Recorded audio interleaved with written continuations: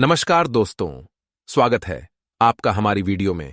हर हर महादेव भोलेनाथ आप सबकी मनोकामना आचार्य पूर्ण करें। चाणक्य श्रेष्ठ विद्वान होने के साथ ही एक अच्छे शिक्षक भी माने जाते हैं।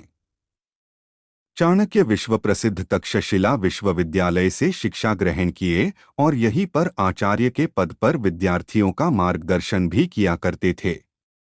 वे न सिर्फ कुशल कूटनीतिज्ञ बल्कि एक महान रणनीतिकार और अर्थशास्त्री थे। आचार्य चाणक्य ने अपने जीवन में कठिन से कठिन परिस्थितियों का सामना किया था, परंतु कभी हार नहीं माना और अपने लक्ष्य को प्राप्त किया। चाणक्य ने अपनी नीति में पैसे, सेहत, बिजनेस, दाम्पत्य जीवन, समाज जीवन में सफलता से जुड़े तमाम चीजों पर अपनी राय दी है।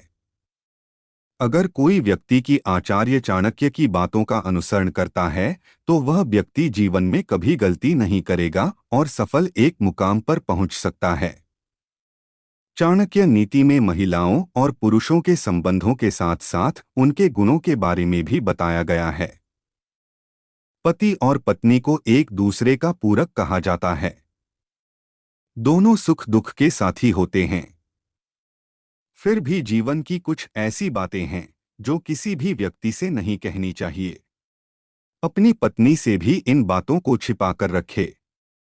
आचार्य चाणक्य के अनुसार अगर पति के अंदर कोई भी कमजोरी है तो पति को इस कमजोरी के बारे में अपनी पत्नी से साझा नहीं करनी चाहिए। चाणक्य नीति के अनुसार यदि पत्नी को आपकी कमजोरी पता चल गई तो वो अपनी बात मनवाने के लिए आपकी कमजोरी पर ही प्रहार कर सकती है। इसलिए अपनी कमजोरी कभी न पत्नी को बताएं, न किसी अन्य व्यक्ति को।